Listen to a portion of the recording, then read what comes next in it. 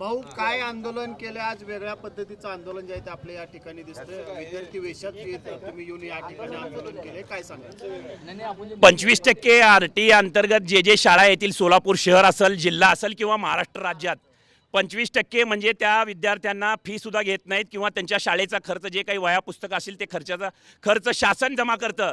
पण असे अनेक बहादर शाळा प्रशासन आणि शिक्षणाधिकारी हे दोघं संगनमताने 17,000 17,500 जे काही शासनाचे मानधन मिळतं ते सुद्धा गडप करतात आणि विद्यार्थ्यांच्या म्हणजे जे काही पालक असतील शाळांचे त्यांच्याकडून पण मिळालेली जी काही फी आहे ती सुद्धा गडप करण्याचा प्रयत्न या शाळा प्रशासन, जिल्हा परिषदचे शिक्षणाधिकारी आणि सगळं हे काही मोठं रॅकेट जे आहे ते शाळा प्रशासन आणि शिक्षण अधिकाऱ्यांपर्यंत, शिक्षण मंत्र्यापर्यंत आहे. हे करोडो रुपयांचा मोठा घोटाळा आहे.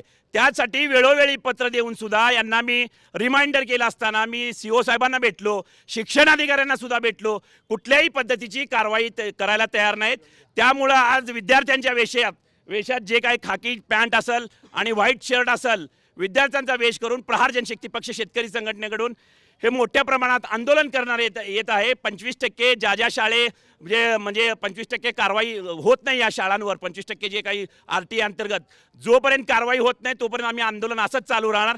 हे आंदोलन जे आहे आज विद्यार्थ्याच्या वेशात केलेलं आहे. भविष्यात कॉलेजचे स्टुडंट अंकुश स्टाईल जे माहिती आहे ते सनी देओलचा पिक्चर आहे बघा, त्या टाईप मग CO कार्यालयावर आम्ही आंदोलन केल्याशिवाय राहणार नाही. 25% जे काही शासनाकडनं जे काही 17,000-17,500 जे येतात ते हे शाळा प्रशासनवाले काय करतात, गिळंकृत करतात.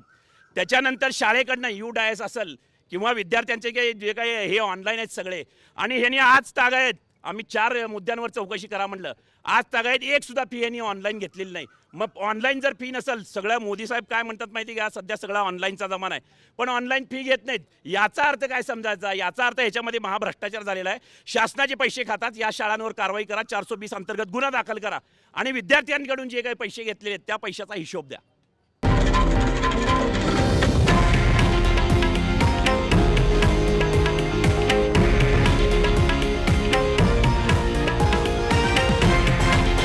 हे आहे देशातील नंबर 1 न्यूज नेटवर्क आणि आपण पाहत आहात TV9 मराठी, एकमेव.